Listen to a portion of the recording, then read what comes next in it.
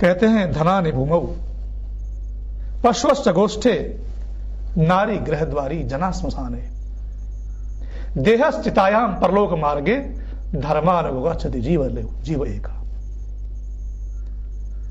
कहते हैं धनानि भूमौ, जो आपने धन धान्य कमाया है, वैभव संपत्ति एकत्रित की है, वो सब या तो बैंकों में रखा रह जाएगा या भूमि में आपने गाड़ा है, दबाया है, तो वहां रखा रह जाएगा, आपके साथ नहीं जाएगा।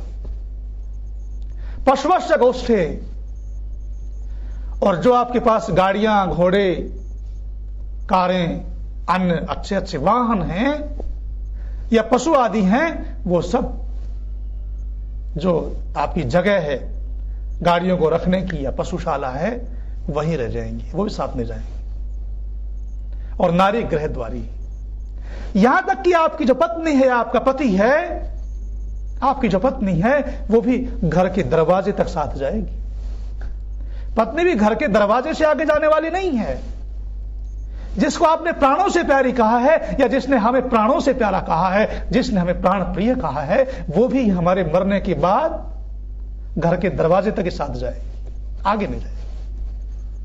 और जना श्मशाने, जिनके लिए हम जान छिड़कते थे, जिनके लिए हम रात को 2 बजे भी आने के लिए तैयार होते थे, वो लोग भी केवल शमशान तक ही साथ देंगे, आगे साथ नहीं देंगे।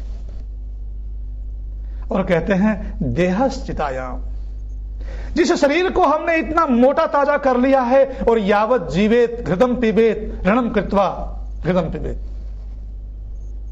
इस सिद्धांत को लेकर के हम आगे बढ़े हैं कि जब तक जिए सुख से जिए, ऋण करके भी घी पिए।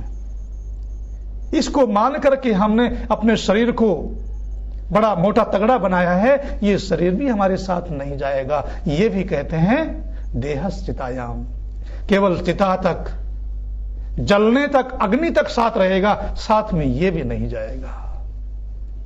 धर्मानुगो गच्छति जीव एका, केवल धर्म ही एक वो तत्व है जो जीव के साथ जाता है, मनुष्य के साथ जाता है। इसलिए कहते हैं कमाले धर्म धन प्यारे, साथ तेरे जो जावेगा, धन वैभव और माल खजाना सब धरा यहीं रह जाएगा। जो भी कुछ आपने कमाया है वो सब यहीं रखा हुआ रह जाएगा। यदि आपने अपने सब कर्तव्यों का निर्वहन धर्म के साथ किया है, धर्म के साथ अपने सब कर्तव्यों को पाला है, तो वो धर्म निश्चित रूप से आपकी अंत समय में साथी होगा। आचार्य चाणक्य, जिनका मैंने उदाहरण दिया था, वो भी यही कहते हैं, विद्या मित्रम प्रवासी च। यदि हम प्रदेश में हैं, किसी दूसरे देश में हैं, जहां हमारा कोई परिचय नहीं है, वहां हमारा मित्र विद्या देती है। यदि हम विद्वान हैं, ज्ञानवान हैं, तो विद्या हमारा साथ देती है। भार्या मित्रम गृहेषु च, और हमारी पत्नी जो है वो हमारे घर में हमारी मित्र होती है।